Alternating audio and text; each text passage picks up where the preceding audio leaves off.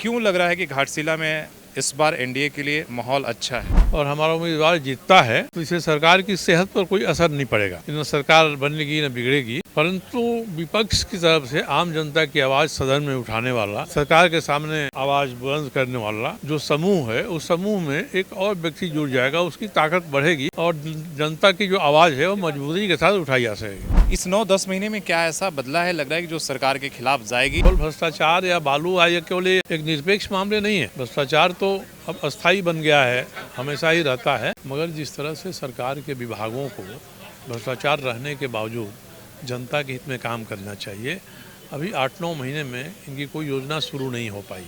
अभी 10 महीने पहले चुनाव 2024 में हुआ, जहां 22,000 के वोटों से यहां पर जेएमएम की जीत रही है। देखिए, बीजेपी या एनडीए सरकार के खिलाफ माहौल है, उसका मोहताज नहीं है। ये तो अलग अलग चुनाव की विशेषता होती है। माहौल रहने के बाद भी कोई सरकारी दल या विपक्ष 7% सीटों पर तो जीता नहीं है। नमस्कार, जोहार। घाटशिला उपचुनाव में आपका स्वागत है। आज बीजेपी के जो एनडीए प्रत्याशी हैं वो नामांकन दर्ज कर रहे हैं। हमारे साथ जो है जदयू के जो यहाँ पर विधायक हैं सरयू राय जी हैं। सीधे सर, आप एनडीए के प्रत्याशी के समर्थन में आए हैं, क्यों लग रहा है कि घाटशिला में इस बार एनडीए के लिए माहौल अच्छा है? नहीं, एनडीए के लिए माहौल अच्छा हो ना हो, एनडीए का दायित्व है कि सरकार के उम्मीदवार के सामने अपना उम्मीदवार उतारे, उम्मीदवार मेहनत करे। और चुनाव और राजनीति तो संभावनाओं का खेल है। कोई एक आकलन के आधार पर, आंकड़े के आधार पर ही हम अंतिम निष्कर्ष पर नहीं पहुंच सकते हैं। इसलिए इस संभावना खेल में अपने उम्मीदवार की जीत की संभावना एनडीए तलाश से ये उम्मीदवार खड़ा करने का मुख्य कारण है। और हमारा उम्मीदवार जीतता है तो इससे सरकार की सेहत पर कोई असर नहीं पड़ेगा।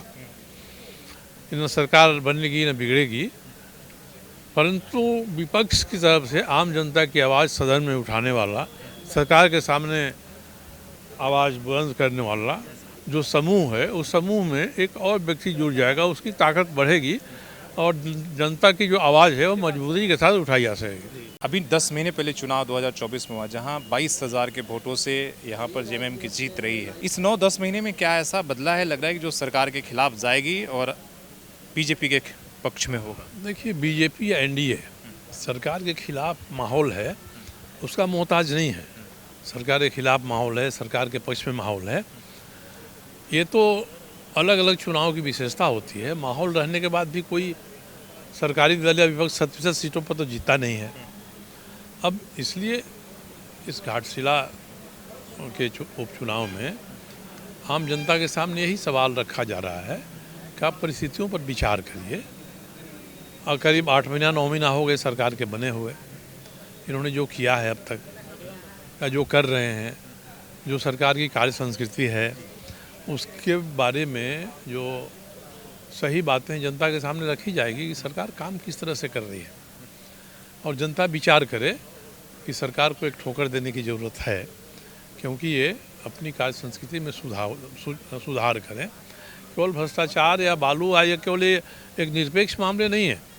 भ्रष्टाचार तो अब अस्थायी बन गया है, हमेशा ही रहता है, मगर जिस तरह से सरकार के विभागों को भ्रष्टाचार रहने के बावजूद जनता के हित में काम करना चाहिए, अभी 8-9 महीने में इनकी कोई योजना शुरू नहीं हो पाई। और जो बजट बना, उस बजट का भी परिणाम ज़मीन पर नहीं आ पा रहा है। तो लोगों को समझना पड़ेगा कि इसी तरह से अगर 5 साल तक सरकार चलती रहेगी तो इससे राज्य का भला नहीं होगा। यही हम लोग चाहते हैं कि जनता के बीच में बात को रखा जाए, जनता विचार करे और विचार करे, एनडीए के उम्मीदवार के पक्ष में अपना समर्थन व्यक्त करे, तो एनडीए मजबूत होगा।